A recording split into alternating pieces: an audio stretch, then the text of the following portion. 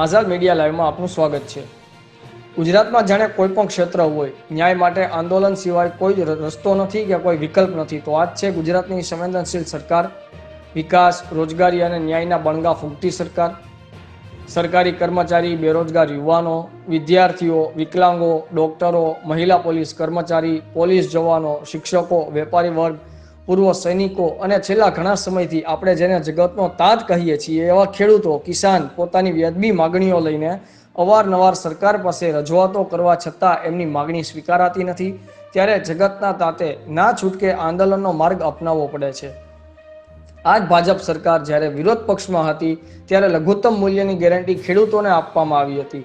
પંજાબના ખેડૂતોની આગેવાની હેઠળ ભારતના ઘણા બધા રાજ્યના ખેડૂતોએ અગાઉ સતત 2 વર્ષ સુધી દિલ્હીમાં પોતાની માગણીઓ માટે ગાંધી ચીધિયા માર્ગે આંદોલન કર્યા હતા અને મોદી સાહેબની આંખો ખોલવાનો પ્રયત્ન કર્યો હતો।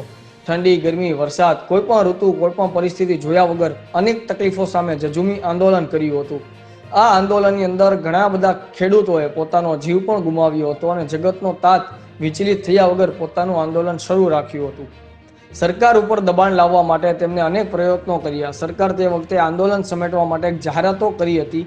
આ જે એ વાતને 1 વર્ષ પૂર્ણ થયું હોવા છતાં ખેડૂતોને જ્યારે લાગી રહ્યું છે કે તેમને વચનો જ આપ્યા અને માત્ર લોલીપોપ જ આપી હતી, ત્યારે જમીન ઉપર આજ દિન સુધી કોઈ કાયદાની અમલવારી થઈ નથી। અને એટલે જ 2 દિવસ અગાઉ ઘણા બધા રાજ્યના ખેડૂતોએ દિલ્હી ખાતે ફરીથી આંદોલન માટેની તૈયારીઓ શરૂ કરી છે અને તેની સાથે સાથે ગુજરાતના ખેડૂતો પણ હવે લડી લેવાના મૂડમાં હજારોની સંખ્યામાં ગાંધીનગર ખાતે પોતાની અલગ અલગ માંગો લઈ આંદોલનની શરૂઆત કરવા જઈ। એના માટેનું એક જ રાજ્યની અંદર ખેડૂતોને 3 ભાવથી વીજળી મળે છે। એક હોર્સ પાવરથી ખેતી કરે છે જે 665 રૂપિયા પર હોર્સ પાવરે વર્ષનો બાંધેલો છે। બીજો 60 પૈસાથી મીટર છે, 60 પૈસા લે છે, બીજા કનેથી 80 પૈસા લે છે। એટલે આવા જે વીજળીની અંદર જે ડિફરન્સ છે એ મોટો છે। જ્યાં પાણીના તળ ગાંધીનગરથી કરીને કચ્છ સુધીની વાત કરું આખા વિસ્તારની, તો હજાર ફૂટ બોર બનાવી અને ખેડૂતો ખેતી કરી રહ્યા છે। એમને વીજળીનું હોર્સ પાવર મોટા છે એટલે સ્વાભાવિક છે કે એમને મીટર જે છે એ હોર્સ પાવર કરતાં 3 ગણી મોંઘી પડે છે। એટલે આ એક સેન્સિટિવ મુદ્દો છે। બીજો એવો ને એવો તમે સમજી લો કે જમીન માપણીનો છે। જમીન માપણીની અંદર ભાઈની અંદર ઝઘડા થાય, ક્યાંય પણ આખી જમીનો અહીંયાનું ખેતર છે એ બીજી જગ્યાએ બેસાડી દીધું છે। આવા અનેક મુદ્દાઓ છે। એટલે અમારી માંગણી છે કે છેલ્લામાં છેલ્લો ખેડૂત રહે ત્યાં સુધી આનું પ્રમોલ્કેશન નહીં થાય, નહીં તો સંપૂર્ણ માપણી રદ કરો। ત્રીજી વાત છે કે જે તબેલાઓની અંદર ખેડૂતોને કોમર્શિયલ ભાવે વીજળી આપવામાં આવે છે, એક આખા દેશને દૂધ પાડતો કિસાન માલધારી એને આવી રીતે ન ચાલી શકે, એટલે એને સામાન્ય દરથી વીજળી આપવી જોઈએ।